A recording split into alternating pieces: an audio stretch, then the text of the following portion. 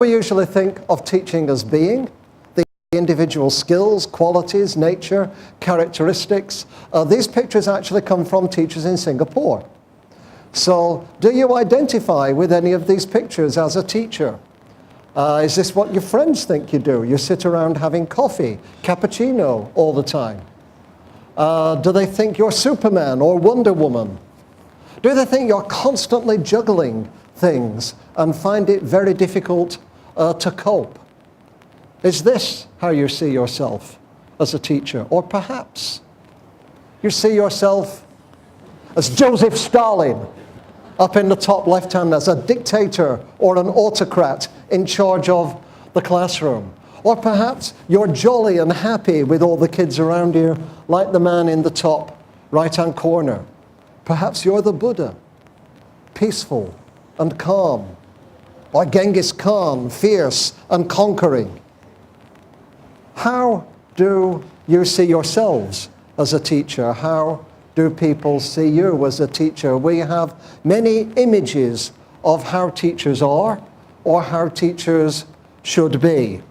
But in terms of human capital, traditionally, the kinds of things we think about are things like these. In the high-performing countries, like Singapore, on PISA and other tests, teachers are well qualified through university. I had dinner last night with one of your colleagues who gave up engineering to go into teaching. He gave up engineering to go into teaching because he felt he had more passion in teaching. And I said, so did you lose any pay? And he said, no, because the pay in teaching at the beginning is the same as the pay in engineering. So there's two things here. One is good qualification with a university-based degree. And second, the pay has to be good enough so that you are not tempted to go into other professions for financial reasons. Your choice for teaching is about the choice you make for teaching, not about the money.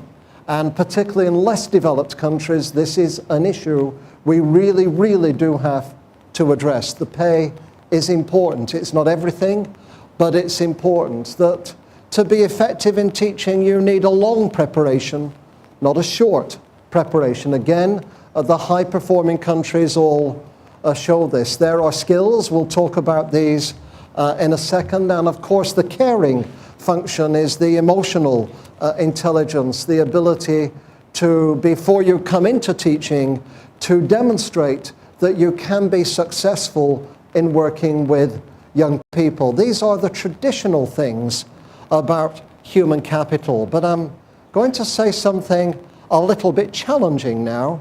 What do these look like in a 21st century classroom? These things about human capital. So you will recognize some of these from June 2013 in Singapore, that every student can be creative. Thinking should be developed deliberately. This is in Singapore, and creative learning requires a culture of thinking. So here's the difficult thing that I'm going to say for Singapore and elsewhere. Singapore is proud, and rightly, of the fact that it scores very well on TIMSS, the International Maths and Science Studies, PISA from OECD, and now also problem solving in applied learning. However, if you look at the items for problem solving, they show that this is an important domain of applied knowledge solving unfamiliar problems, but they are not the same as creative thinking. The problem-solving items are ones that can be broken down, studied, and learned carefully.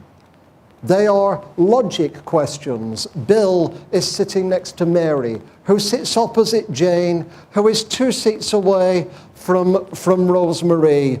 There are 10 seats at the table. Where are the other 4 seats? These are the kinds of problem-solving questions you get. They're unfamiliar. You cannot learn them by rote, but you can learn the methods specifically.